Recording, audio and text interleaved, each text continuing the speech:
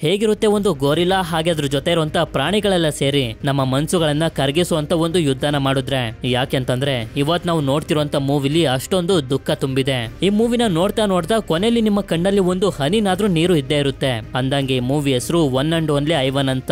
ಸರಿ, ಈಗ ನಾವು ತುಂಬಾ ಟೈಮ್ ಅನ್ನ ವೇಸ್ಟ್ ಮಾಡದೆ ನಮ್ಮ ಮೇನ್ ಸ್ಟೋರಿ ಕಡೆಗೆ ಹೊಟ್ಟೋಗೋಣ.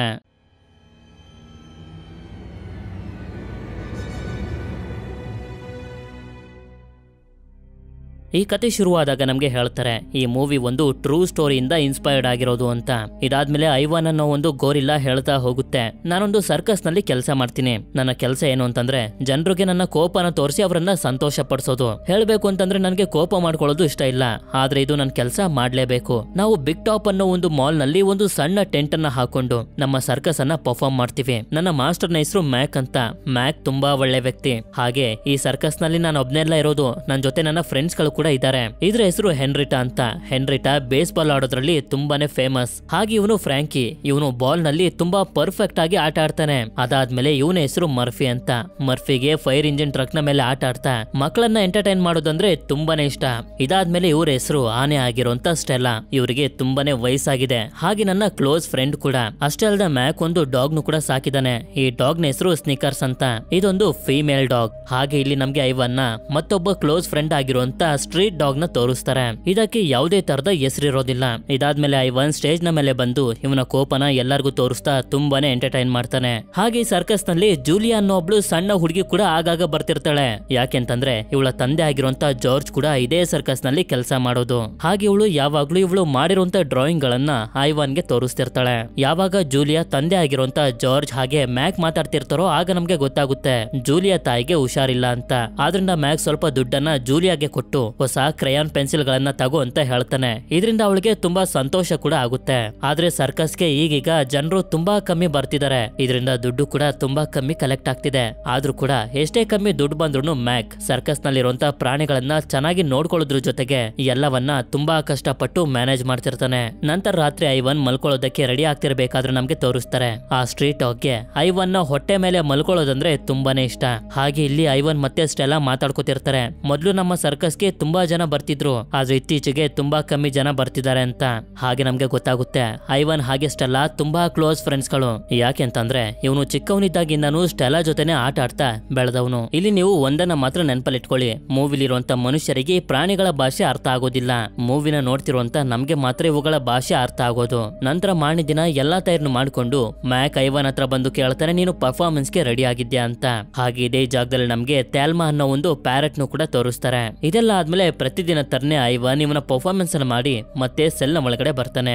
ಆಗ ಜೂಲಿ ಇವನ ಹತ್ರ ಬಂದು, ನಾನು ಹೊಸ ಕ್ರಯಾನ್ ಪೆನ್ಸಿಲ್ ಗಳನ್ನ ತಗೊಂಡಿದ್ದೀನಿ, ನನ್ನ ಹತ್ರ ಇರುವಂತ ಹಳೆಯ ಪೆನ್ಸಿಲ್ ಗಳು ನಿನಗೆ ಬೇಕು ಅಂತಂದ್ರೆ ಯೂಸ್ ಮಾಡ್ಕೊಂತ ಹೇಳಿ ಆ ಕ್ರಯಾನ್ ಪೆನ್ಸಿಲ್ ಗಳನ್ನ ಹಾಗೆ ಒಂದಷ್ಟು ಪೇಪರ್ ಗಳನ್ನ ಕೊಟ್ಟು ಹೋಗ್ತಾಳೆ. ಇದರಿಂದ ಈ ಕ್ರಯಾನ್ ಪೆನ್ಸಿಲ್ ಗಳಿಂದ ಏನ್ ಮಾಡಬಹುದು ಅಂತ ಐವನ್ ಹಾಗೆ ಸ್ಟ್ರೀಟ್ ಡಾಗ್ ಮಾತಾಡ್ತಿರ್ಬೇಕಾದ್ರೆ ಅದೇ ಸಮಯಕ್ಕೆ ಸೆಲ್ ನ ಒಳಗಡೆ ಇರುವಂತ ಸ್ಟ್ರೀಟ್ ಡಾಗ್ ನ ನೋಡಿ ಮ್ಯಾಕ್ ತುಂಬಾ ಕೋಪ ಮಾಡ್ಕೊಂಡು ಸೆಕ್ಯೂರಿಟಿನ ಕರೆದು ಹೇಳ್ತಾನೆ, ನೀನನ್ನ ಕೆಲಸದಿಂದ ತೆಗಿಬಾರ್ದು ಅಂತಂದ್ರೆ ಮೊದ್ಲು ಆ ಡಾಗ್ ನ ಇಲ್ಲಿಂದ ಓಡಿಸು ಅಂತ. ಸೆಕ್ಯೂರಿಟಿನೂ ಕೂಡ ಅದನ್ನ ಓಡಿಸೋದಕ್ಕಿಂತ ಬರ್ತಾನೆ. ಆದ್ರೆ ಐವನ್ ಮುಂದೆ ಬಂದಿದ್ರಿಂದ ಹೆದರ್ಕೊಂಡು ವಾಪಸ್ ಹೊರಟೋಗ್ತಾನೆ. ನಂತರ ಐವನ್ ಕ್ರಯಾನ್ ಪೆನ್ಸಿಲ್ ನ ತಗೊಂಡು ಇವನ ಮುಂದೆ ಇರುವಂತ ಬೀಟಲ್ ಹುಳನ ನೋಡಿ ಅದನ್ನ ಬಿಡಿಸೋದಕ್ಕೆ ಪ್ರಯತ್ನ ಪಡ್ತಿರ್ಬೇಕಾದ್ರೆ ಆಗ ಇಲ್ಲಿಗೆ ಸ್ಟ್ರೀಟ್ ಡಾಗ್ ಬಂದು ಇದನ್ನ ನೋಡಿ ಹೇಳುತ್ತೆ, ನೀನು ನನ್ನ ಮುಖನ ಬಿಡಿಸೋದಕ್ಕೆ ಪ್ರಯತ್ನ ಪಡ್ತಿದ್ಯಾ ಅಲ್ವಾ ಅಂತ. ಇಲ್ಲ ಅಂತ ಹೇಳಿದಾಗ ಗೆಸ್ ಮಾಡ್ತಾ ಹೋಗುತ್ತೆ, ಹಾಗಾದ್ರೆ ನೀನು ಹಾರು ಅಂತ ಹಸುನ ಬಿಡಿಸಿದ್ಯಾ, ಪಾಪ್ಕಾರ್ನ್ ನ ಬಿಡಿಸಿದ್ಯಾ, ಅದು ಇದು ಅಂತ ಏನೇನೋ ಹೇಳ್ತಿರುತ್ತೆ. ಇದನ್ನ ಕೇಳಿ ಐವನ್ಗೆ ತುಂಬಾ ಡಿಸಪಾಯಿಂಟ್ ಆಗಿ ಹೇಳುತ್ತೆ, ಇದೊಂದು ಬೀಟಲ್ ಹುಳ ಅಂತ. ಇದರಿಂದ ಸ್ಟ್ರೀಟ್ ಡಾಗ್ ಕೂಡ ಹೇಳ್ತಿರುತ್ತೆ, ನೀನ್ ಇದನ್ನ ಹೇಳಿರ್ಲಿಲ್ಲ ಅಂತಂದ್ರೆ ನಾನು ಯಾವ ಜನ್ಮಕ್ಕೂ ಕೂಡ ಇದನ್ನ ಕಂಡುಹಿಡಿಯೋದಕ್ ಆಗ್ತಿರ್ಲಿಲ್ಲ ಅಂತ. ಇದಾದ್ಮೇಲೆ ಮಾರನೇ ದಿನ ಮ್ಯಾಕ್ ಸರ್ಕಸ್ಗೆ ಅಂತ ಬಂದಾಗ ನೋಡ್ತಾನೆ ಈ ಮಾಲ್ ನಲ್ಲಿ ಅಂಗಡಿನ ಹಾಕೊಂಡಿದ್ದಂತ ಒಬ್ಬ ವ್ಯಕ್ತಿ ಇವನ ಅಂಗಡಿನ ಖಾಲಿ ಮಾಡ್ಕೊಂಡು ಹೋಗ್ತಿರ್ತಾನೆ. ಯಾಕೆಂತಂದ್ರೆ ಇತ್ತೀಚೆಗೆ ಮಾಲ್ ನಲ್ಲಿ ಜನರು ಬರ್ತಿಲ್ಲ, ನನಗೆ ವ್ಯಾಪಾರ ಆಗ್ತಿಲ್ಲ ಅಂತ. ಅದಕ್ಕೆ ಇವನು ಕೂಡ ಸರಿ ನಿನ್ಗೆ ಆಲ್ ದ ಬೆಸ್ಟ್ ಅಂತ ಹೇಳ್ತಾನೆ. ಇದಾದ್ಮೇಲೆ ಯಾವಾಗ್ಲೂ ನಡೆಯೋ ತರನೇ ಸರ್ಕಸ್ ಎಲ್ಲ ನಡೆಯುತ್ತೆ. ಯಾವಾಗ ಐವನ್ ಹಾಗೆ ಸ್ಟ್ರೀಟ್ ಡಾಗ್ ಸೆಲ್ ನಲ್ಲಿ ಇರ್ತಾರೋ ಆಗ ಜೂಲಿಯಾ ಸ್ಟ್ರೀಟ್ ಡಾಗ್ ನ ಚಿತ್ರನ ಬಿಡಿಸಿ ಸ್ಟ್ರೀಟ್ ಡಾಗ್ ಹೇಳ್ತಾಳೆ, ನಾನ್ ನಿನ್ಗೆ ಬಾಬ್ ಅಂತ ಹೆಸರಿಟ್ಟಿದ್ದೀನಿ ಅಂತ. ಇದಾದ್ಮೇಲೆ ಇವಳು ಹೋಗ್ತಿರ್ಬೇಕಾದ್ರೆ ಐವನ್ ಬಿಡಿಸಿರುವಂತ ಚಿತ್ರನ ನೋಡಿ ಇವಳ ತಂದೆಗೆ ತೋರಿಸಿ ಹೇಳ್ತಾಳೆ, ಅಪ್ಪ ನೋಡು ಐವನ್ ಒಂದು ಬೀಟಲ್ ಚಿತ್ರನ ಬಿಡಿಸಿದೆ ಅಂತ. ಇದರಿಂದ ಐವನ್ಗೆ ಎಷ್ಟು ಸಂತೋಷ ಆಗುತ್ತೆ ಅಂತಂದ್ರೆ ಆ ಸಂತೋಷನ ಇವನ ಕೈಲಿ ಹೇಳ್ಕೊಳ್ಳೋದಕ್ಕಾಗೋದಿಲ್ಲ. ನಾನ್ ಬಿಡಿಸಿದಂತ ಚಿತ್ರನ ಜೂಲಿಯಾ ಕಂಡಿಡ್ದು ಬಿಟ್ಲು ಅಂತ. ಸ್ಟ್ರೀಟ್ ಡಾಗ್ಗೆ ಅಂದ್ರೆ ಬಾಬ್ಗೂ ಕೂಡ ತುಂಬಾನೇ ಆಶ್ಚರ್ಯ ಆಗ್ತಿರುತ್ತೆ, ನನ್ ಕೈಲಿ ಕಂಡಿಡಿಯೋದಕ್ಕಾಗದೆ ಇರೋದನ್ನ ಜೂಲಿಯಾ ಕಂಡಿಡ್ದು ಬಿಟ್ಲು ಅಂತ. ನಂತರ ಮಾರನೇ ದಿನ ಮ್ಯಾಕ್ ಹಾಗೆ ಸ್ನಿಕರ್ಸ್ ತುಂಬಾ ಸಂತೋಷದಿಂದ ಹೊರಗಡೆ ಹೊರಗಡೆ ಹೋಗ್ತಿರ್ತಾರೆ. ಇದನ್ನ ನೋಡಿದಂತ ಬಾಬ್ ಕೂಡ ಮ್ಯಾಕ್ ನ ಕ್ಯಾಬಿನ್ ಗೆ ಬಂದು ಸ್ನಿಕರ್ಸ್ ಗೆ ಇಟ್ಟಿರುವಂತ ಊಟನ ತಿನ್ನೋದಕ್ಕೆ ಹೋಗ್ತಿರುತ್ತೆ. ಆದ್ರೆ ಹೋಗ್ತಿರ್ಬೇಕಾದ್ರೆ ಸ್ನಿಕರ್ಸ್ ನ ಬೆಡ್ ನ ಮೇಲೆ ಕಾಲಿಟ್ಟು ಈ ಬೆಡ್ ಇದಕ್ಕೆ ತುಂಬಾನೇ ಇಷ್ಟ ಆಗೋಗುತ್ತೆ. ಸರಿ ಅಂತ ಇನ್ನೇನು ಇದು ಊಟನ ತಿನ್ಬೇಕು ಅಂತ ಅನ್ಕೊಳ್ಳೋಷ್ಟ್ರಲ್ಲಿ ಆಗಿಲ್ಲಿಗೆ ಸ್ನಿಕರ್ಸ್ ಬಂದ್ಬಿಡ್ತಾಳೆ. ಇವಳು ಬಾಬ್ ನ ಊಟ ತಿನ್ನೋದ್ರಿಂದ ತಡೆಯೋದಿಲ್ಲ, ಊಟ ತಿನ್ನೋದಕ್ಕೆ ಬಿಡ್ತಾಳೆ. ಸರಿ ಅಂತ ಇವನು ಕೂಡ ಊಟನ ತಿಂದು ಹೋಗ್ತಿರ್ಬೇಕಾದ್ರೆ ಇವಳು ಹೇಳ್ತಾಳೆ, ಇವತ್ತು ಸರ್ಕಸ್ ಶೋನ ಮಾಡ್ತಿಲ್ಲ, ಯಾಕೆಂತಂದ್ರೆ ನಮ್ಮ ಸರ್ಕಸ್ಗೆ ಒಂದು ಹೊಸ ಪ್ರಾಣಿ ಬರ್ತಿದೆ ಅಂತ. ಇದನ್ನ ಕೇಳಿ ಬಾಬ್ ಕೂಡ ತುಂಬಾ ಸಂತೋಷದಿಂದ ಸರ್ಕಸ್ ನಲ್ಲಿರುವಂತ ಪ್ರತಿ ಒಂದು ಪ್ರಾಣಿಗೂ ಕೂಡ ಈ ವಿಷಯನ ಮುಟ್ಟಿಸುತ್ತೆ. ಇದರಿಂದ ಎಲ್ಲರೂ ಕಾಯ್ತಿರ್ತಾರೆ ಯಾವ ಅನಿಮಲ್ ಇವತ್ತು ನಮ್ಮ ಸರ್ಕಸ್ಗೆ ಬರ್ಬೋದು ಅಂತ. ನಂತರ ಪ್ರಾಣಿ ಇರುವಂತ ಟ್ರಕ್ ಬರ್ತಿದ್ದಂಗೆನೆ ಮ್ಯಾಕ್ ಅದನ್ನ ಕರ್ಕೊಂಡ್ ಬರೋದಕ್ಕೆ ನೋಡ್ತಾನೆ. ಆದ್ರೆ ಇದು ಇವನಿಗೆನೆ ಹೊಡೆದ್ಬಿಡುತ್ತೆ. ಇದರಿಂದ ಸ್ಟೆಲಾನ ಕರ್ಕೊಂಡ್ ಬರ್ತಾರೆ ಆ ಪ್ರಾಣಿನ ಹೊರಗಡೆ ಕರ್ಕೊಂಡ್ ಬರೋದಕ್ಕೆ ಅಂತ. ಸ್ಟೆಲಾ ಕೂಡ ಟ್ರಕ್ ಹತ್ರ ಬರ್ತಿದ್ದಂಗೆನೆ ಟ್ರಕ್ ನ ಒಳಗಡೆಯಿಂದ ಒಂದು ಸಣ್ಣ ಸೊಂಡಿಲು ಹೊರಗಡೆ ಬರುತ್ತೆ. ಆಗ್ಲೇ ನಮ್ಗೆ ಗೊತ್ತಾಗೋದು ಸರ್ಕಸ್ಗೆ ಒಂದು ಬೇಬಿ ಎಲಿಫೆಂಟ್ ಅನ್ನ ತಗೊಂಡ್ ಬಂದಿದ್ದಾರೆ ಅಂತ. ಯಾಕೆಂತಂದ್ರೆ ಬೇಬಿ ಅನಿಮಲ್ಸ್ ಗಳು ಎಲ್ಲರಿಗೂ ಇಷ್ಟ ಆಗ್ತವೆ ಅಂತ. ಆಗ ಮ್ಯಾಕ್ ಹೇಳ್ತಿರ್ತಾನೆ, ಈ ಬೇಬಿ ಎಲಿಫೆಂಟ್ ಹೆಸರು ರೂಬಿ. ನಾವು ಶೋನ ಸ್ಟಾರ್ಟ್ ಮಾಡ್ತಿದ್ದಂಗೆನೆ ಎಲ್ಲರೂ ರೂಬಿನ ನೋಡೋದಕ್ಕೆ ಬಂದ್ಬಿಡ್ತಾರೆ. ಆಗ ನಮ್ಮ ಸರ್ಕಸ್ಗೆ ರೂಬಿನೇ ಸೆಂಟರ್ ಆಫ್ ಅಟ್ರಾಕ್ಷನ್ ಆಗೋಗುತ್ತೆ ಅಂತ. ಇದನ್ನ ಕೇಳಿ ಐವನ್ಗೆ ಸ್ವಲ್ಪ ಬೇಜಾರಾಗುತ್ತೆ. ಯಾಕೆಂತಂದ್ರೆ ಇಷ್ಟು ದಿನ ಸರ್ಕಸ್ ನಲ್ಲಿ ಸೆಂಟರ್ ಆಫ್ ಅಟ್ರಾಕ್ಷನ್ ಆಗಿದ್ದು ಐವನ್. ನಂತರ ರಾತ್ರಿ ಐವನ್ ಹಾಗೆ ಬಾಬ್ ಮಲಗಿರ್ಬೇಕಾದ್ರೆ ರೂಬಿ ಬಂದು ಇವ್ರ ಜೊತೆ ಮಾತಾಡೋದಕ್ಕೆ ಟ್ರೈ ಮಾಡ್ತಿರ್ತಾಳೆ. ನೀನು ಕೋತಿ ತಾನೆ, ಹಾಗೆ ಈ ಗೊಂಬೆ ಹೆಸರು ಏನು ಅಂತ. ಐವನ್ ಕೂಡ ಇದ್ರ ಹೆಸರು ನಾಟ್ ಟ್ಯಾಗ್ ಅಂತ ಹೇಳಿ ಅದನ್ನ ಮಲ್ಕೊಳ್ಳೋದಕ್ಕೆ ಅಂತ ಕಳಿಸ್ತಾನೆ. ಮಾರನೇ ದಿನ ಐವನ್ ಪರ್ಫಾರ್ಮೆನ್ಸ್ ಅನ್ನ ಮಾಡ್ತಿರ್ಬೇಕಾದ್ರೆ ಇವನ ಪರ್ಫಾರ್ಮೆನ್ಸ್ ಅನ್ನ ಅರ್ಧಕ್ಕೆ ಕಟ್ ಮಾಡಿ ಮ್ಯಾಕ್ಸ್ ಸ್ಟೆಲಾ ಜೊತೆ ರೂಬಿನ ಕರೆಸ್ತಾನೆ. ರೂಬಿನ ನೋಡಿ ಸರ್ಕಸ್ ನ ನೋಡೋದಕ್ಕೆ ಬಂದಿರುವಂತ ಜನರೆಲ್ಲರೂ ತುಂಬಾನೇ ಸಂತೋಷ ಪಡ್ತಾರೆ. ಇದನ್ನ ನೋಡಿ ಐವನ್ಗೆ ಸ್ವಲ್ಪ ಬೇಜಾರಾಗುತ್ತೆ. ತಿರ್ಗಾ ರಾತ್ರಿ ಐವನ್ ಹಾಗೆ ಬಾಬ್ ಮಲಗಿರ್ಬೇಕಾದ್ರೆ ಮತ್ತೆ ಮತ್ತೆ ರೂಬಿ ಮಾತಾಡ್ಸೋದಕ್ಕೆ ಅಂತ ಬರ್ತಿರ್ತಾಳೆ. ಹಾಗೆ ಬಿಲ್ ಬೋರ್ಡ್ ನಲ್ಲಿ ಐವನ್ ನ ಪಕ್ಕ ರೂಬಿಯ ಒಂದು ಪೋಸ್ಟರ್ ಕೂಡ ಹಾಕ್ತಾರೆ. ಇದರಿಂದ ಮೊದ್ಲಿನ ತರ ಸರ್ಕಸ್ಗೆ ತುಂಬಾ ಜನ ಬರೋದಕ್ಕೆ ಶುರು ಮಾಡ್ತಾರೆ. ಅದು ಕೂಡ ಬರೀ ರೂಬಿನ ನೋಡೋದಕ್ಕೆ ಅಂತ. ಅಂದ್ರೆ ಮ್ಯಾಕ್ ಮಾಡಿದಂತ ಪ್ಲಾನ್ ವರ್ಕ್ ಆಯ್ತು, ಬೇಬಿ ಎಲಿಫೆಂಟ್ ಅನ್ನು ನೋಡೋದಕ್ಕೆ ಜನರು ಬರ್ತಾರೆ ಅಂತ. ಇದೆಲ್ಲದರ ಮಧ್ಯೆ ಐವನ್ಗೆ ಸ್ವಲ್ಪನೂ ಇಂಪಾರ್ಟೆನ್ಸ್ ಅನ್ನೋದೇ ಸಿಕ್ತಿರೋದಿಲ್ಲ. ಇದರಿಂದ ಇವನಿಗೆ ತುಂಬಾನೇ ಬೇಜಾರಾಗ್ತಿರುತ್ತೆ. ಹಾಗೆ ಜೂಲಿಯಾ ಕೂಡ ರೂಬಿನ ಮಾತಾಡ್ಸೋದಕ್ಕೆ ಅಂತ ಬಂದಾಗ ನೋಡ್ತಾಳೆ ಸ್ಟೆಲಾ ಅದ್ರ ಕಾಲನ್ನ ಏಟಾಗಿರೋ ರೀತಿ ಮೇಲಕ್ಕೆ ಎತ್ಕೊಂಡಿರುತ್ತೆ. ಆದ್ರಿಂದ ಮ್ಯಾಕ್ ಕೂಡ ಬಂದು ಚೆಕ್ ಮಾಡ್ತಾನೆ. ಆದ್ರೆ ಹೊರಗಡೆಯಿಂದ ಗಾಯ ಆಗಿರುವಂತ ಯಾವ ಗುರುತುಗಳು ಕೂಡ ಸಿಗೋದಿಲ್ಲ. ಅಂದ್ರೆ ಕಾಲಿನ ಒಳಗಡೆ ಎಲ್ಲೋ ಇನ್ಫೆಕ್ಷನ್ ಆಗಿರ್ಬೇಕು, ನಾನ್ ಡಾಕ್ಟರ್ ನ ಕರೆಸ್ತೀನಿ ಅಂತ ಹೇಳ್ತಿರ್ತಾನೆ.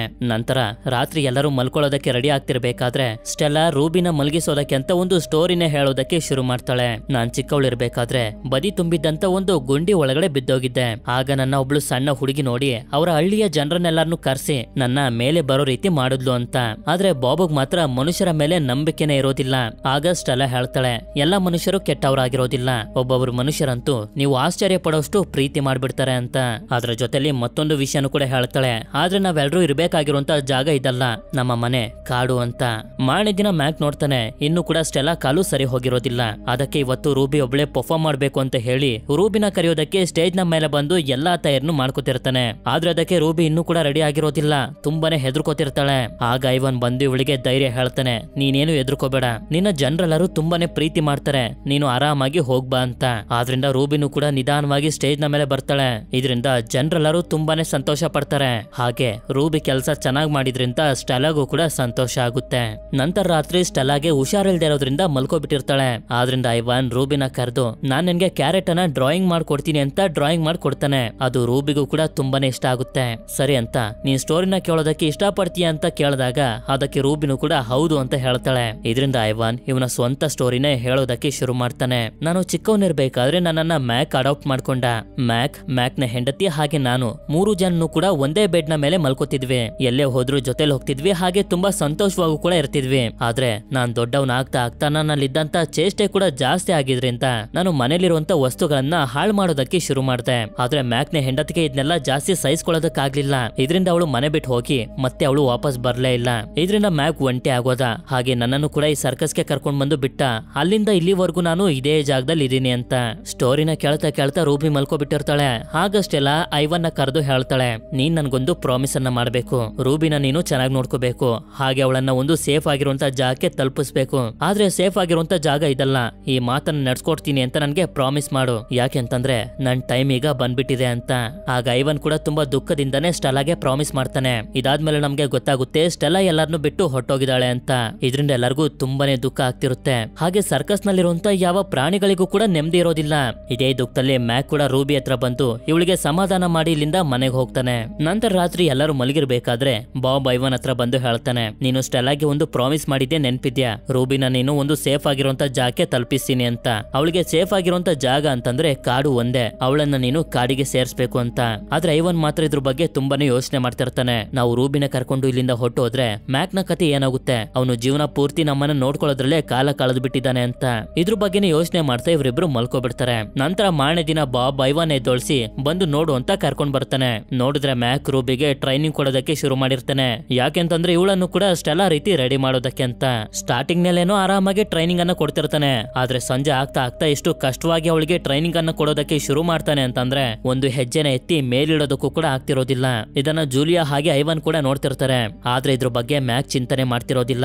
ಯಾರಿಗೆ ಏನ್ ಬೇಕಾದ್ರೂ ಆಗ್ಲಿ, ನಾನು ರೂಬಿನ ಟ್ರೈನಿಂಗ್ ಮಾಡಿ ತುಂಬಾ ದುಡ್ಡನ್ನ ಸಂಪಾದನೆ ಮಾಡ್ಲೇಬೇಕು ಅಂತ ಅನ್ಕೋಬಿಟ್ಟಿರ್ತಾನೆ. ಜಾರ್ಜ್ ಕೂಡ ಅವನಿಗೆ ಹೇಳ್ತಿರ್ತಾನೆ, ರೂಬಿಗೆ ತುಂಬಾ ಸುಸ್ತಾಗ್ಬಿಟ್ಟಿದೆ, ಅವಳನ್ನ ಬಿಟ್ಬಿಡು ಅಂತ. ಆದ್ರೂ ಕೂಡ ಅವನು ಬಿಡ್ತಿರೋದಿಲ್ಲ. ಇದನ್ನೆಲ್ಲ ನೋಡ್ತಿರೋಂತ ಐವನ್ಗಂತೂ ತುಂಬಾನೇ ಕೋಪ ಬಂದ್ಬಿಟ್ಟಿರುತ್ತೆ. ಆಗ ಮ್ಯಾಕ್ ರೂಬಿಗೆ ತುಂಬಾ ಫೋರ್ಸ್ ಮಾಡ್ತಿರೋದ್ರಿಂದ ಅವನ ಮಕ್ಕದ ಮೇಲೆ ಸೀನ್ ಬಿಡ್ತಾಳೆ. ಅವಳು ಸೀನಿದ ಫೋರ್ಸ್ಗೆ ಮ್ಯಾಕ್ ನ ತಲೆ ಮೇಲಿದ್ದಂತ ವಿಗ್ ಕೂಡ ಹಾರ್ಬಿಡುತ್ತೆ. ಇದರಿಂದ ಇವನಿಗೆ ಸ್ವಲ್ಪ ಅವಮಾನ ಆಗಿ ಅಲ್ಲಿಂದ ಹೊಟ್ಟೋಗ್ತಾನೆ. ನಂತರ ಐವನ್ ಸೆಲ್ ನಲ್ಲಿ ಕುಂತ್ಕೊಂಡು ಪೇಪರ್ ಗಳ ಮೇಲೆ ಡ್ರಾಯಿಂಗ್ ಮಾಡೋದಕ್ಕೆ ಶುರು ಮಾಡಿರ್ತಾನೆ. ಹಾಗೆ ಒಂದು ಡ್ರಾಯಿಂಗ್ ಅನ್ನ ಬಾಬ್ಗೆ ತೋರಿಸಿ ಇದೇನು ಕಂಡಿಡಿ ಅಂತ ಹೇಳ್ತಾನೆ. ಬಾಬ್ ಈಗ್ಲೂ ಕೂಡ ಮೊದ್ಲಿನ ತರನೇ ಅದು ಇದು ಅಂತ ಏನೇನೋ ಹೇಳ್ತಿರುತ್ತೆ. ಆಗ ಐವನ್ ಹೇಳ್ತಾನೆ, ಇದು ಬೇರೆ ಏನು ಅಲ್ಲ, ಕೀ. ನಾನು ಈ ಡ್ರಾಯಿಂಗ್ ಅನ್ನ ಜೂಲಿಯಾಗೆ ಕೊಡ್ತೀನಿ. ಆಗ ಜೂಲಿಯಾ ಸೆಕ್ಯೂರಿಟಿ ಗಾರ್ಡ್ ಇಂದ ಕೀನ ತಗೊಂಡ್ ಬಂದು ನನಗೆ ಕೊಡ್ತಾಳೆ. ಆ ಕೀನ ಉಪಯೋಗಿಸ್ಕೊಂಡು ರೂಬಿ ಸೆಲ್ಗೆ ಹಾಕಿರುವಂತ ಲಾಕ್ ಅನ್ನ ಓಪನ್ ಮಾಡಿ ರೂಬಿನ ಕರ್ಕೊಂಡು ನಾವೆಲ್ಲರೂ ಇಲ್ಲಿಂದ ಹೊಟ್ಟೋಗೋಣ ಅಂತ. ಎಲ್ಲಿಗೆ ಹೋಗೋಣ ಅಂತ ಬಾಬ್ ಕೇಳಿದಾಗ ಐವನ್ ಹೇಳ್ತಾನೆ, ನಮ್ಮ ಮಾಲ್ ನ ಮುಂದೆ ಒಂದು ಹೈವೇ ಇದೆ, ಹೈವೇನ ದಾಟಿ ಹೋದ್ರೆ ಒಂದು ಕಾರ್ ಸಿಗುತ್ತೆ, ನಾವಲ್ಲಿ ಸೇಫ್ ಆಗಿರ್ಬೋದು ಅಂತ. ಅದೇ ಸಮಯಕ್ಕೆ ರೂಬಿ ಕೂಡ ಬಂದು ಹೇಳ್ತಾಳೆ, ಐವನ್ ನನಗೆ ನಿದ್ದೆ ಬರ್ತಿಲ್ಲ, ಪ್ಲೀಸ್ ಯಾವ್ದಾದ್ರು ಒಂದು ಸ್ಟೋರಿನೇ ಹೇಳ್ತೀಯ ಅಂತ. ಸರಿ ಅಂತ ಹೇಳಿ ಐವನ್ ಕೂಡ ಬಂದು ಹೇಳೋದಕ್ಕೆ ಶುರು ಮಾಡ್ತಾನೆ. ಒಂದೂರಲ್ಲಿ ಒಂದು ಸರ್ಕಸ್ ಇತ್ತು. ಆ ಸರ್ಕಸ್ ಅಲ್ಲಿ ಮುದ್ದಾಗಿರುವಂತ ಒಂದು ಬೇಬಿ ಎಲಿಫೆಂಟ್ ಇತ್ತು. ಆ ಬೇಬಿ ಎಲಿಫೆಂಟ್ ಗೆ ಸರ್ಕಸ್ ನಲ್ಲಿರೋದು ಸ್ವಲ್ಪನೂ ಇಷ್ಟ ಇರ್ಲಿಲ್ಲ. ಕಾಡ್ನಲ್ಲಿ ಸ್ವತಂತ್ರವಾಗಿರ್ಬೇಕು ಅನ್ನೋದು ಅದರ ಆಸೆ ಅಂತ. ಆಗ ರೂಬಿನು ಕೂಡ ಕೇಳ್ತಾಳೆ, ಹಾಗಿದ್ರೆ ಆ ಬೇಬಿ ಎಲಿಫೆಂಟ್ ಗೆ ಸ್ವತಂತ್ರ ಸಿಕ್ತಾ, ಅದು ಕಾಡಿಗೆ ಹೋಗಿ ತಲುಪ್ತಾ ಅಂತ. ಆಗ ಐವನ್ ಹೇಳ್ತಾನೆ, ಹೌದು ಖಂಡಿತ ಹೋಗಿ ತಲುಪ್ತು. ಯಾಕೆಂತಂದ್ರೆ ಆ ಬೇಬಿ ಎಲಿಫೆಂಟ್ ಗೆ ಒಂದು ಗೋರಿಲ್ಲಾ ಫ್ರೆಂಡ್ ಇತ್ತು ಅಂತ. ಆಕ್ಚುಲಿ ಇಲ್ಲಿ ಹೇಳಬೇಕು ಅಂತಂದ್ರೆ ಐವನ್ ರೂಬಿಗೆ ನಂಬಿಕೆನ ಬರೆಸ್ತಿರ್ತಾನೆ, ನಾನ್ ನಿನ್ನ ಕಾಡಿಗೆ ಕರ್ಕೊಂಡು ಹೋಗ್ತೀನಿ ಅಂತ. ನಂತರ ಮಾರನೇ ದಿನ ಜೂಲಿಯಾ ಸರ್ಕಸ್ ನ ಒಳಗಡೆ ಬರ್ತಿದ್ದಂಗೆನೆ ಐವನ್ ಅವಳಿಗೆ ಕೀನ ಡ್ರಾಯಿಂಗ್ ಅನ್ನ ತೋರಿಸ್ತಾನೆ. ಅದನ್ನ ಜೂಲಿಯಾ ಕೂಡ ನೋಡ್ತಾ ಇನ್ನೇನು ಅರ್ಥ ಮಾಡ್ಕೊಳ್ಬೇಕು ಅಂತ ಅನ್ಕೊಳ್ಳೋಷ್ಟ್ರಲ್ಲಿ ಆಗ ಮ್ಯಾಕ್ ಬಂದು ಆ ಡ್ರಾಯಿಂಗ್ ಅನ್ನ ನೋಡಿ ಆಶ್ಚರ್ಯ ಪಡ್ತಾನೆ. ಐವನ್ ಇದನ್ನ ಬಿಡಿಸ್ತಾ ಅಂತ. ಅದೇ ಸಮಯಕ್ಕೆ ಅವನಿಗೆ ಒಂದು ಐಡಿಯಾ ಕೂಡ ಬಂದ್ಬಿಡುತ್ತೆ. ಐವನ್ ಡ್ರಾಯಿಂಗ್ ಮಾಡುವಂತ ಕಲೆನ ಇಟ್ಕೊಂಡು ನಾನು ತುಂಬಾನೇ ದುಡ್ಡನ್ನ ಸಂಪಾದನೆ ಮಾಡಬಹುದು, ಈ ವಿಷಯನ ನಾನು ನ್ಯೂಸ್ ನಲ್ಲೂ ಕೂಡ ಬರೋ ರೀತಿ ಮಾಡ್ತೀನಿ ಅಂತ. ಅದೇ ರೀತಿ ಐವನ್ ಡ್ರಾಯಿಂಗ್ ಮಾಡೋದು ನ್ಯೂಸ್ ನಲ್ಲೆಲ್ಲ ಬಂದ್ಬಿಡುತ್ತೆ. ಅಂದ್ರೆ ಒಂದ್ ರೀತಿ ಈಗ ಐವನ್ ತುಂಬಾನೇ ಫೇಮಸ್ ಆಗೋಗಿರ್ತಾನೆ. ಆದ್ರಿಂದ ಸರ್ಕಸ್ಗೆ ತುಂಬಾ ಜನ ಬಂದ್ಬಿಟ್ಟಿರ್ತಾರೆ ಐವನ್ ಡ್ರಾಯಿಂಗ್ ಮಾಡೋದನ್ನ ನೋಡೋದಕ್ಕೆ ಅಂತ. ನಂತರ ಮ್ಯಾಕ್ ಸ್ಟೇಜ್ ನ ಮೇಲೆ ಬಂದು ತುಂಬಾ ಬಿಲ್ಡಪ್ ಅನ್ನ ಕೊಡ್ತಾನೆ. ನನ್ನ ಫ್ರೆಂಡ್ ಆಗಿರುವಂತ ಐವನ್ ಡ್ರಾಯಿಂಗ್ ಮಾಡಿ ನಿಮ್ನೆಲ್ಲರನ್ನು ಆಶ್ಚರ್ಯ ಪಡಿಸ್ತಾನೆ ಅಂತ. ಆದ್ರೆ ಯಾವಾಗ ಇವನು ಐವನ್ ಡ್ರಾಯಿಂಗ್ ಮಾಡ್ತಿರೋದನ್ನ ಜನರಿಗೆ ತೋರಿಸೋದಕ್ಕೆ ನೋಡ್ತಾನೋ ಐವನ್ಗೆ ಡ್ರಾಯಿಂಗ್ ಮಾಡೋದಕ್ಕೆ ಸ್ವಲ್ಪನೂ ಕೂಡ ಇಷ್ಟ ಆಗೋದಿಲ್ಲ. ಡ್ರಾಯಿಂಗ್ ಮಾಡೋದಿಲ್ಲ ಅನ್ನೋ ರೀತಿ ಸಿಗ್ನಲ್ ಕೊಟ್ಬಿಡುತ್ತೆ. ಇದರಿಂದ ಮ್ಯಾಕ್ ನ ಪ್ಲಾನ್ ಫೇಲ್ ಆಗಿ ಶೋ ಕೂಡ ಫ್ಲಾಪ್ ಆಗೋಗುತ್ತೆ. ಇದೇ ಬೇಜಾರ್ನಲ್ಲಿ ಇವನು ಐವನ್ ಹತ್ರ ಬಂದು ಕೇಳ್ತಿರ್ತಾನೆ, ಯಾಕೆ ಆ ರೀತಿ ಮಾಡ್ದೆ, ನಾವು ತುಂಬಾ ದುಡ್ಡನ್ನ ಸಂಪಾದನೆ ಮಾಡೋದಕ್ಕಿದ್ದಂತ ಒಂದೇ ಒಂದು ಚಾನ್ಸ್ ಅದು, ರೂಬಿನ ಮುಂದೆ ಇಟ್ಕೊಂಡು ಜಾಸ್ತಿ ದಿನ ನಾವು ಸಂಪಾದನೆ ಮಾಡೋದಕ್ಕಾಗೋದಿಲ್ಲ ಅಂತ. ಅದೇ ಸಮಯಕ್ಕೆ ಐವನ್ ಸೆಲ್ ನ ಒಳಗಡೆ ಇರುವಂತ ಬಾಬ್ ನ ನೋಡಿ ಇವನಿಗೆ ತುಂಬಾ ಕೋಪ ಬಂದು ಸೆಕ್ಯೂರಿಟಿಗೆ ಹೇಳ್ತಾನೆ, ನಾಳೆ ನಾನು ಬರೋಷ್ಟರಲ್ಲಿ ಆ ಡಾಗ್ ಇನ್ನೂ ಕೂಡ ಸೆಲ್ ನ ಒಳಗಡೆ ಇದ್ರೆ ನಿನ್ಗೆ ಕೆಲಸ ಇರೋದಿಲ್ಲ ಅಂತ. ಈಗ ಐವನ್ ಒಂದು ಪ್ಲಾನ್ ಅನ್ನ ಮಾಡಿ ಬಾಬ್ಗೆ ಹೇಳ್ತಾನೆ, ನನ್ಗೆ ನಿನ್ನ ಸಹಾಯ ಬೇಕು ಅಂತ. ಈ ಕಡೆ ಸೆಕ್ಯೂರಿಟಿ ಬಾಬ್ ನ ಹಿಡಿಯೋದಕ್ಕೆ ಬಲೆನ ರೆಡಿ ಮಾಡ್ಕೊತಿರ್ಬೇಕಾದ್ರೆ ಬಾಬ್ ಹಿಂದೆಯಿಂದ ಬಂದು ಅವನಿಗೆ ಕಚ್ಚಿ ಸೆಕ್ಯೂರಿಟಿನ ಹಿಂದೆ ಬರೋ ರೀತಿ ಮಾಡ್ತಾನೆ. ಆಗ ಸೆಕ್ಯೂರಿಟಿ ಸೆಲ್ ಹತ್ರ ಬಂದು ನೋಡಿದ್ರೆ ಮೇಲ್ಗಡೆ ಐವನ್ ಮಲಗಿರ್ತಾನೆ. ಇದರಿಂದ ಕೀನ ತಗೊಂಡ್ ಬಂದು ಸೆಲ್ ಅನ್ನ ಓಪನ್ ಮಾಡಿ ಇನ್ನೇನು ಬಾಬ್ ನ ಹಿಡಿಬೇಕು ಅಂತ ಅನ್ಕೊಳ್ಳೋಷ್ಟ್ರಲ್ಲಿ ಐವನ್ ಇಲ್ಲಿಗೆ ಬಂದು ಸೆಕ್ಯೂರಿಟಿನ ಹೆದರಿಸಿ ಅವನನ್ನ ಅನ್ಕಾನ್ಶಿಯಸ್ ಮಾಡಿ ಸೆಲ್ ಅನ್ನ ಲಾಕ್ ಮಾಡ್ಬಿಡ್ತಾನೆ. ಹಾಗೆ ಅಲ್ಲಿಂದ ರೂಬಿನ ಬಿಡಿಸಿ ಕರ್ಕೊಂಡು ಹೋಗೋದಕ್ಕಿಂತ ಬಂದಾಗ ಅನ್ಸುತ್ತೆ ಎಲ್ಲಾ ಪ್ರಾಣಿಗಳನ್ನ ಕರ್ಕೊಂಡು ಹೋದ್ರೆ ಒಳ್ಳೇದು ಅಂತ. ಇದರಿಂದ ಕರ್ಕೊಂಡು ಹೋಗ್ತಿರ್ಬೇಕಾದ್ರೆ ಬಾಬ್ ಸ್ನೀಕರ್ಸ್ ಕೂಡ ಕರಿತಾನೆ, ನೀನು ಕೂಡ ನಮ್ ಜೊತೆ ಬಾ, ನಾವು ಕಾಡಿಗೆ ಹೊಟ್ಟೋಗೋಣ ಅಂತ. ಆದ್ರೆ ಅದಕ್ಕೆ ಸ್ನೀಕರ್ಸ್ ಒಪ್ಕೊಳ್ಳೋದಿಲ್ಲ. ಕಾಡ್ನಲ್ಲಿ ನನ್ಗೆ ಸ್ವಲ್ಪ ಹೊತ್ತು ಕೂಡ ಇರೋದಕ್ಕಾಗೋದಿಲ್ಲ ಅಂತ. ಆದ್ರಿಂದ ಉಳಿದಿರುವಂತ ಪ್ರಾಣಿಗಳೇ ಹೊರಗಡೆ ಹೋಗೋದಕ್ಕೆ ನೋಡ್ತಿರ್ಬೇಕಾದ್ರೆ ಐವನ್ ನೋಡ್ತಾನೆ ಡೋರ್ ಲಾಕ್ ಆಗಿದೆ ಅಂತ. ಆಗ ಬಾಬ್ ಬಂದು ಇವನಿಗೆ ನೆನಪಿಸ್ತಾನೆ, ನಿನಗೆ ಎಷ್ಟು ಪವರ್ ಇದೆ ಅಂತ ನಿನಗೆ ಗೊತ್ತಲ್ವಾ ಅಂತ. ಆದ್ರಿಂದ ಐವನ್ ಡೋರ್ ನ ಹೊಡೆದು ಎಲ್ಲರನ್ನು ಹೊರಗಡೆ ಕರ್ಕೊಂಡು ಬಂದು ನೋಡಿದ್ರೆ ಮಾಲ್ ನ ಮುಂದೆ ಇರುವಂತ ಹೈವೇನ ದಾಟಿದ್ರೆ ಕಾಡು ಸಿಗುತ್ತೆ.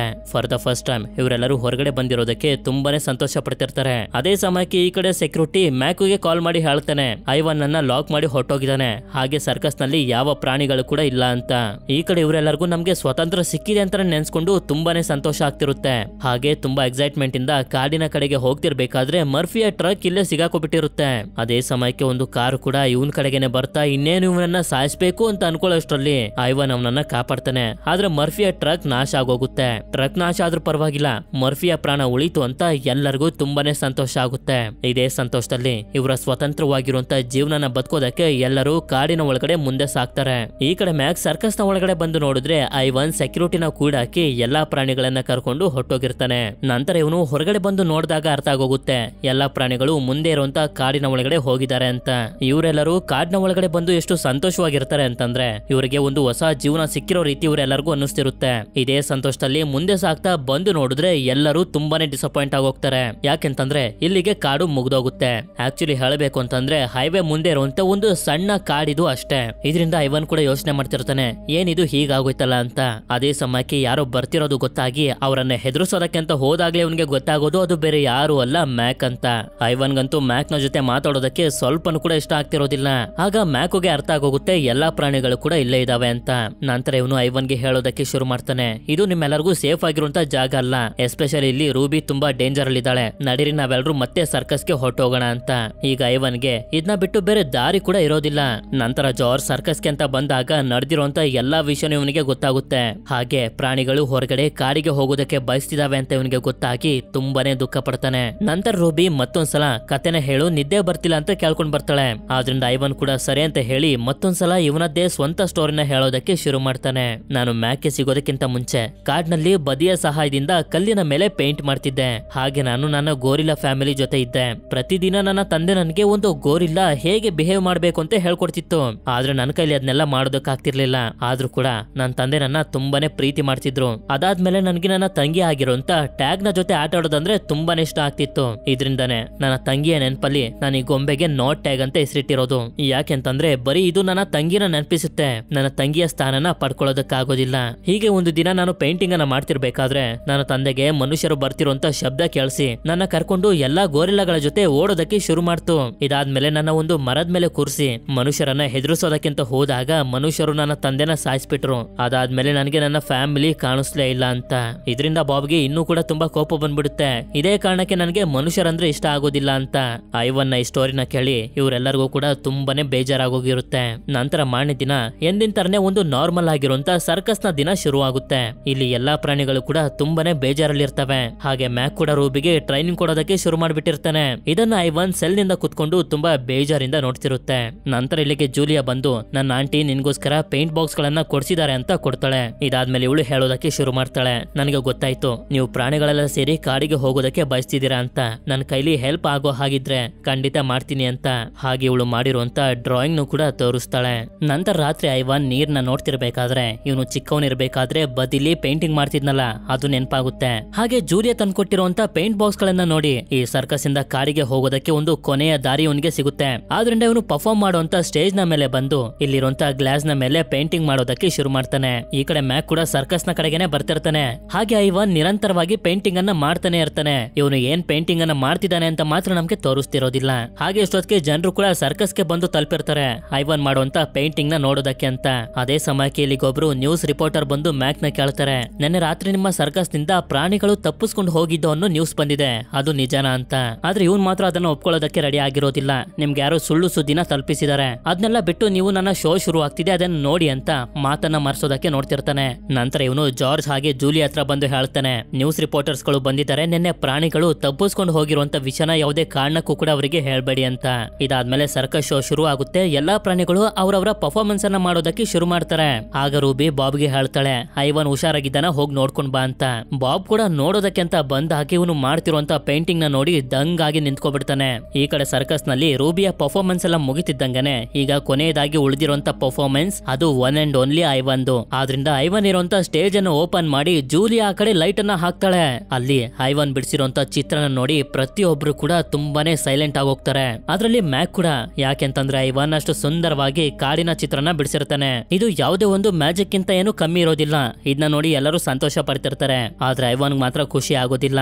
ನಾನ್ ಏನನ್ನ ಬಿಡಿಸಿದೀನೋ ಅದನ್ನ ಜನರು ಅರ್ಥ ಮಾಡ್ಕೋತಿಲ್ಲ ಅಂತ. ಆಗ ಜೂಲಿಯಾ ಆ ಡ್ರಾಯಿಂಗ್ ನ ನೋಡಿ ಏನನ್ನು ನೋಟಿಸ್ ಮಾಡ್ತಾಳೆ. ಆದ್ರಿಂದ ಅದನ್ನ ಇವಳ ತಂದೆ ಆಗಿರುವಂತ ಜಾರ್ಜ್ ಹತ್ರ ಬಂದು ಹೇಳ್ತಾಳೆ, ಐವನ್ ಬಿಡಿಸಿರುವಂತ ಕಾಡಿನ ಚಿತ್ರದ ಅರ್ಥ ಬೇರೆ ಏನು ಅಲ್ಲ, ಅವನು ಹಾಗೆ ಅವನ ಫ್ರೆಂಡ್ಸ್ ಗಳೆಲ್ಲ ಕಾಡಿಗೆ ಹೋಗೋದಕ್ಕೆ ಬಯಸ್ತಿದ್ದಾರೆ ಅಂತ. ಇದನ್ನ ಕೇಳಿ ಜಾರ್ಜ್ಗೂ ಕೂಡ ಸ್ವಲ್ಪ ಶಾಕ್ ಆಗುತ್ತೆ. ಆದ್ರೆ ಇವನ್ ಕೈಲಿ ಏನು ಇಲ್ಲ, ಇವನ್ ಏನು ಮಾಡೋದಕ್ಕಾಗೋದಿಲ್ಲ. ಆಗ ಇವಳು ಹೇಳ್ತಾಳೆ, ಅಲ್ಲೊಬ್ರು ರಿಪೋರ್ಟರ್ ಬಂದಿದ್ದಾರೆ, ಅವರಿಗೆ ಈ ವಿಷಯನ ತಿಳಿಸಿದ್ರೆ ಐವನ್ ಹಾಗೆ ಅವನ ಫ್ರೆಂಡ್ಸ್ ಗಳು ಕಾಡಿಗೆ ಹೋಗೋದಕ್ಕೆ ಹೆಲ್ಪ್ ಮಾಡ್ತಾರೆ ಅಂತ. ಆಗ ಜಾರ್ಜ್ ಕೂಡ ಸ್ವಲ್ಪ ಯೋಚನೆ ಮಾಡಿ ಒಂದು ಒಳ್ಳೆ ನಿರ್ಧಾರನ ತಗೊಂಡು ಆಯ್ತು ಹೋಗಿ ಹೇಳು ಅಂತ ಜೂಲಿಯಾಗೆ ಹೇಳ್ತಾನೆ. ಈ ವಿಷಯನ ಜೂಲಿಯಾ ಕೂಡ ಬಂದು ಆ ರಿಪೋರ್ಟರ್ಗೆ ಹೇಳ್ತಾಳೆ. ನಂತರ ಮಾರನೇ ದಿನ ಐವನ್ ಹಾಗೆ ಅವನ ಫ್ರೆಂಡ್ಸ್ ಗಳೆಲ್ಲರೂ ಎದ್ದು ನೋಡಿದ್ರೆ ಹೊರಗಡೆ ಜನರು ಕೂಗಾಡ್ತಿರುವಂತ ಶಬ್ದಗಳು ಕೇಳಿಸ್ತಿರ್ತವೆ. ಹಾಗೆ ಈ ಕಡೆ ಮ್ಯಾಕ್ ಕೂಡ ನ್ಯೂಸ್ ನಲ್ಲಿ ನೋಡ್ತಾನೆ. ಆ ರಿಪೋರ್ಟರ್ ಐವನ್ ಹಾಗೆ ಅವನ ಫ್ರೆಂಡ್ಸ್ ಗಳೆಲ್ಲ ಕಾಡಿಗೆ ಹೋಗೋದಕ್ಕೆ ಬಯಸ್ತಿರೋದನ್ನ ಹೇಳ್ತಿರ್ತಾರೆ. ಇದನ್ನ ನೋಡಿದಂತ ಜನರು ಸರ್ಕಸ್ ನಡೀತಿರುವಂತ ಮಾಲ್ ನ ಮುಂದೆ ಬಂದು ಸ್ಟ್ರೈಕ್ ಮಾಡೋದಕ್ಕೆ ಶುರು ಮಾಡ್ತಾರೆ. ಐವನ್ ಹಾಗೆ ಅವನ ಫ್ರೆಂಡ್ಸ್ ಗಳನ್ನ ಫ್ರೀ ಮಾಡಿ ಕಾಡಿಗೆ ಕಳಿಸಿ ಅಂತ. ಇದನ್ನ ನೋಡ್ತಿರುವಂತ ಐವನ್ಗಂತೂ ತುಂಬಾ ಅಂದ್ರೆ ತುಂಬಾನೇ ಸಂತೋಷ ಆಗೋಗುತ್ತೆ. ಹಾಗೆ ಇದನ್ನೆಲ್ಲ ನೋಡಿ ಜಾರ್ಜ್ ಹಾಗೆ ಜೂಲಿಯಾಗೂ ಕೂಡ ತುಂಬಾ ಸಂತೋಷ ಆಗುತ್ತೆ. ಅಂದ್ರೆ ಐವನ್ ಮಾಡಿರುವಂತ ಪ್ಲಾನ್ ಸಕ್ಸಸ್ಫುಲ್ ಆಗಿ ವರ್ಕ್ ಆಯ್ತು. ಈಗ ಇವನಿಗೆ ಹಾಗೆ ಇವನ ಫ್ರೆಂಡ್ಸ್ ಗಳಿಗೆ ಸರ್ಕಸ್ ಇಂದ ಮುಕ್ತಿ ಸಿಕ್ತು, ಇವರನ್ನ ಕಾಡಿಗೆ ಕಳಿಸ್ತಾರೆ ಅಂತ. ಹಾಗೆ ಎಷ್ಟೊತ್ತಿಗೆ ಮ್ಯಾಕ್ಗೂ ಕೂಡ ಅರ್ಥ ಆಗೋಗಿರುತ್ತೆ, ಇದನ್ನೆಲ್ಲ ಮೀರಿ ನಾನು ಸರ್ಕಸ್ ಅನ್ನ ಮಾಡೋದಕ್ಕೆ ಆಗೋದಿಲ್ಲ, ಮಾಡಿದ್ರು ಕೂಡ ಅದನ್ನ ನೋಡೋದಕ್ಕೆ ಯಾರು ಬರೋದಿಲ್ಲ ಅಂತ. ಹೀಗೆ ಒಂದು ದಿನ ಕಳೆದೋಗುತ್ತೆ. ನಂತರ ನಮ್ಗೆ ಮಾರನೇ ದಿನ ತೋರಿಸ್ತಾರೆ. ಮ್ಯಾಕ್ ತುಂಬಾನೇ ಬೇಜಾರ್ ಮಾಡ್ಕೊಂಡಿರ್ತಾನೆ. ಯಾಕೆಂತಂದ್ರೆ ಸರ್ಕಸ್ ನಲ್ಲಿರುವಂತ ಪ್ರಾಣಿಗಳನ್ನೆಲ್ಲ ಕರ್ಕೊಂಡು ಹೋಗೋದಕ್ಕೆ ಒಂದಷ್ಟು ಡಾಕ್ಟರ್ಸ್ ಗಳು ಬಂದಿರ್ತಾರೆ. ಇದರಿಂದ ಐವನ್ ಹಾಗೆ ರೂಬಿಗೆ ತುಂಬಾ ಅಂದ್ರೆ ತುಂಬಾನೇ ಸಂತೋಷ ಆಗ್ತಿರುತ್ತೆ. ಯಾಕೆಂತಂದ್ರೆ ರೂಬಿನ ಈಗ ಇವಳ ತರನೇ ಇರುವಂತ ಆನೆಗಳ ಗುಂಪಿಗೆ ಸೇರ್ಸೋದಕ್ಕೆ ಕರ್ಕೊಂಡು ಹೋಗ್ತಿರ್ತಾರೆ. ಅದೇ ಸಮಯಕ್ಕೆ ಒಬ್ರು ಡಾಕ್ಟರ್ ಇಲ್ಲಿಗೆ ಬಂದು ರೂಬಿನ ಕರೀತಾರೆ. ಆಗ ಐವನ್ ಕೂಡ ಹೋಗು ಅಂತ ಹೇಳ್ತಿದ್ದಂಗೆನೆ ರೂಬಿನು ಕೂಡ ಡಾಕ್ಟರ್ ಹತ್ರ ಬರ್ತಾಳೆ. ಆಗ ಡಾಕ್ಟರ್ ರೂಬಿನ ಇಲ್ಲಿಂದ ಬೇರೆ ಕಡೆಗೆ ಕರ್ಕೊಂಡು ಹೋಗ್ತಿರ್ತಾರೆ. ನಂತರ ಬಾಬ್ ಐವನ್ ಹತ್ರ ಬಂದಾಗ ಐವನ್ ಇವನ ತಂಗಿಯ ನೆನಪಿಗೆ ಅಂತ ಒಂದು ಗೊಂಬೆನ ಇಟ್ಕೊಂಡಿರ್ತಾನಲ್ಲ, ಅದನ್ನ ಬಾಬ್ಗೆ ಕೊಡ್ತಾನೆ. ಇದನ್ನ ನೀನು ನನ್ನ ನೆನಪಿಗೋಸ್ಕರ ಇಟ್ಕೋ ಅಂತ. ಹೀಗೆ ಇವರಿಬ್ರು ಸ್ವಲ್ಪ ಹೊತ್ತು ಎಮೋಷನಲ್ ಆಗಿ ಮಾತಾಡ್ತಾರೆ. ಯಾಕೆಂತಂದ್ರೆ ಇವತ್ತೇ ಇವರಿಬ್ರು ಕೊನೆಯದಾಗಿ ಸಿಕ್ತಿರುವಂತ ದಿನ. ಮುಂದೆ ಇವರಿಬ್ರು ಯಾವತ್ತಾದ್ರೂ ಸಿಗ್ತಾರೋ ಇಲ್ವೋ ಅಂತಾನು ಕೂಡ ಗೊತ್ತಿಲ್ಲ. ನಂತರ ಮ್ಯಾಕ್ ಬರ್ತಿರೋದನ್ನ ನೋಡಿ ಬಾಬ್ ಹೆದರ್ಕೊಂಡು ಓಡೋಗ್ತಿರ್ಬೇಕಾದ್ರೆ ಮ್ಯಾಕ್ ಹೇಳ್ತಾನೆ, ನಾನ್ ನಿನ್ಗೆ ಏನು ಮಾಡೋದಿಲ್ಲ ಅಂತ. ನಂತರ ಮ್ಯಾಕ್ ಕೂಡ ತುಂಬಾ ಎಮೋಷನಲ್ ಆಗಿ ಒಂದು ಫೋಟೋನ ತೋರಿಸಿ ಹೇಳ್ತಾನೆ, ಇದು ನಿನ್ನ ಮೊದಲನೇ ಸಲ ನಾನು ಮನೆ ಕರ್ಕೊಂಡ್ ಬಂದಿರುವಂತ ಫೋಟೋ. ಅದೇ ದಿನ ನಾನು ನನ್ನ ಜೀವನದಲ್ಲಿ ಅತ್ಯಂತ ಸಂತೋಷವಾಗಿದ್ದಂತ ದಿನ ಅಂತ. ಇದರಿಂದ ಐವನ್ಗೆ ತುಂಬಾ ನೋವಾಗಿ ಒಂದು ಮೂಕ ಪ್ರಾಣಿಯ ಭಾಷೆಲೆ ಥ್ಯಾಂಕ್ಸ್ ಅಂತ ಹೇಳ್ತಾನೆ. ಇದಾದ್ಮೇಲೆ ಮ್ಯಾಕ್ ಐವನ್ಗೆ ಕೊನೆಯದಾಗಿ ಗುಡ್ ಬೈ ಹೇಳ್ತಾನೆ. ಅದೇ ಸಮಯಕ್ಕೆ ಡಾಕ್ಟರ್ಸ್ ಗಳು ಐವನ್ಗೋಸ್ಕರ ಒಂದು ಕೇಜ್ ಅನ್ನ ತಗೊಂಡ್ ಬಂದಾಗ ಐವನ್ ಕೂಡ ಸೀದಾ ಹೋಗಿ ಅದ್ರೊಳಗಡೆ ಕುತ್ಕೋತಾನೆ. ಸ್ವಲ್ಪ ಹೊತ್ತಿನ ನಂತರ ಇವನಿಗೆ ಎಚ್ಚರ ಆದಾಗ ನೋಡಿದ್ರೆ ಒಂದು ರೂಮ್ ನಲ್ಲಿ ಕೂಡ ಬಿಟ್ಟಿರ್ತಾರೆ. ಇದರಿಂದ ಇವನಿಗೆ ತುಂಬಾ ಕೋಪ ಬರ್ತಿರ್ಬೇಕಾದ್ರೆ ನಿನ್ ಜಾಗ ಇದಲ್ಲ ಅಂತ ಹೇಳಿ ಡಾಕ್ಟರ್ ಒಂದು ಡೋರ್ ಅನ್ನ ಓಪನ್ ಮಾಡ್ತಾರೆ.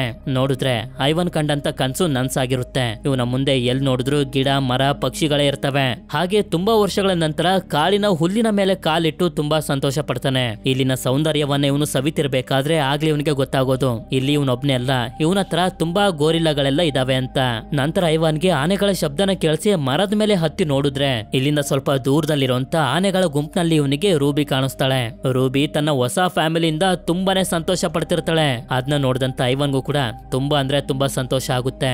ಆಕ್ಚುಲಿ ಹೇಳ್ಬೇಕು ಅಂತಂದ್ರೆ ಕಾಡಿನ ಮಧ್ಯ ಕಟ್ಟಿರುವಂತ ಒಂದು ದೊಡ್ಡ ವಿಶಾಲವಾಗಿರುವಂತ ಝೂ ಇದು. ನಂತರ ನಮ್ಗೆ ತೋರಿಸ್ತಾರೆ 1967ರಲ್ಲಿ ಸೆಂಟ್ರಲ್ ಆಫ್ರಿಕಾದಲ್ಲಿ ಹುಟ್ಟಂತ ಐವಾನ್ ಅನ್ನೋ ಒಂದು ನಿಜವಾದ ಗೋರಿಲ್ಲದ ನಿಜವಾದ ಕತೆ ಮೇಲೆ ಮೂವಿನ ತೆಗ್ದಿರೋದು ಅಂತ. ಹಾಗೆ ನಮ್ಗೆ ನಿಜವಾದ ಐವನ್ ಫೋಟೋನು ಕೂಡ ತೋರಿಸ್ತಾರೆ. ಹಾಗೆ ಐವನ್ಗೆ ಸಿಕ್ಕಿದಂತ ನಿಜವಾದ ಮ್ಯಾಕ್ ನ ಫ್ಯಾಮಿಲಿನ ಫೋಟೋನು ಕೂಡ ತೋರಿಸ್ತಾರೆ. ಮತ್ತೊಂದು ತುಂಬಾ ದುಃಖ ಪಡುವಂತ ವಿಷಯ ಏನು ಅಂತಂದ್ರೆ ಐವನ್ಗೆ 3 ವರ್ಷ ಇರ್ಬೇಕಾದ್ರೆ ಅವನನ್ನ ಕರ್ಕೊಂಡ್ ಬಂದು ಸರ್ಕಸ್ಗೆ ಬಿಟ್ಟಿದ್ದು. ಅಲ್ಲಿಂದ 27 ವರ್ಷಗಳ ಕಾಲ ಹೊರಗಡೆ ಬರ್ದೆ ಸರ್ಕಸ್ ನಲ್ಲೇ ಬಂದಿಯಾಗಿದ್ದ ಅಂತ. ಅದೇ ಸರ್ಕಸ್ ನಲ್ಲಿ ಅವನು ಪೇಂಟಿಂಗ್ ಮಾಡೋದನ್ನ ಕಲ್ತ ಅಂತ ಹೇಳಿ ನಿಜವಾದ ಐವನ್ ಮಾಡಿರುವಂತ ನಿಜವಾದ ಪೇಂಟಿಂಗ್ ಅನ್ನ ತೋರಿಸ್ತಾರೆ. ಇದೆಲ್ಲ ಆದ್ಮೇಲೆ ಜನರು ಸ್ಟ್ರೈಕ್ ಮಾಡಿದ್ಮೇಲೆ ಮೊದಲನೇ ಸಲ ಐವನ್ ಝೂಗೆ ಕರ್ಕೊಂಡ್ ಬಂದ್ರಲ್ಲ ಆ ಫೋಟೋನ ತೋರಿಸ್ತಾರೆ. ಮತ್ತೊಂದ್ಸಲ ಸೀನ್ ಮೂವಿ ಕಡೆಗೆ ಶಿಫ್ಟ್ ಆದಾಗ ಐವನ್ ಒಂದು ಜಾಗದಲ್ಲಿ ಕುಂತಿರ್ತಾನೆ. ಹಾಗೆ ಇವನ ಹತ್ರ ಬಾಬ್ ಕೂಡ ಬರ್ತಾನೆ. ನೋಡಿದ್ರೆ ಜೂಲಿಯಾ ಹಾಗೆ ಜಾರ್ಜ್ ಬಾಬ್ ನ ಅಡಾಪ್ಟ್ ಮಾಡ್ಕೊಬಿಟ್ಟಿರ್ತಾರೆ. ಅಂದ್ರೆ ಬಾಬ್ಗೂ ಕೂಡ ಒಂದು ಫ್ಯಾಮಿಲಿ ಸಿಕ್ತು ಅಂತ. ಈ ಜಾಗದಲ್ಲಿ ಐವನ್ ಸಂತೋಷವಾಗಿರೋದನ್ನ ನೋಡಿ ಇವ್ರಿಗೂ ಕೂಡ ಸಂತೋಷ ಆಗುತ್ತೆ. ಹಾಗೆ ಮ್ಯಾಕ್ ಕೂಡ ಇಲ್ಲಿಗೆ ಬಂದಿರ್ತಾನೆ. ಮ್ಯಾಕ್ ಕೂಡ ಐವನ್ ಸಂತೋಷವಾಗಿರೋದನ್ನ ನೋಡಿ ಇವನ್ಗೂ ಕೂಡ ತುಂಬಾ ಅಂದ್ರೆ ತುಂಬಾ ಸಂತೋಷ ಆಗುತ್ತೆ. ಇಲ್ಲಿಗೆ ಈ ಮೂವಿ ಎಂಡ್ ಆಗುತ್ತೆ. ಈ ಮೂವಿ ನಿಮ್ಮೆಲ್ಲರಿಗೂ ಇಷ್ಟ ಆಗಿರುತ್ತೆ ಅಂತ ಅನ್ಕೊಂಡಿದೀನಿ. ಇಷ್ಟ ಆಗಿತ್ತು ಅಂತಂದ್ರೆ ನನ್ಗೆ ಕಮೆಂಟ್ ಮಾಡಿ ತಿಳಿಸಿ. ಈ ಮೂವಿನ ನೋಡ್ತಾ ನೋಡ್ತಾ ನಿಮ್ಗೆ ಯಾವ ತರ ಫೀಲ್ ಆಯ್ತು ಅಂತ. ಸರಿ, ಸಿಗೋಣ ಮತ್ತೊಂದು ಅಮೇಜಿಂಗ್ ಆಗಿರುವಂತ ವಿಡಿಯೋದಲ್ಲಿ. Until then stay tune mister explainer Kannada.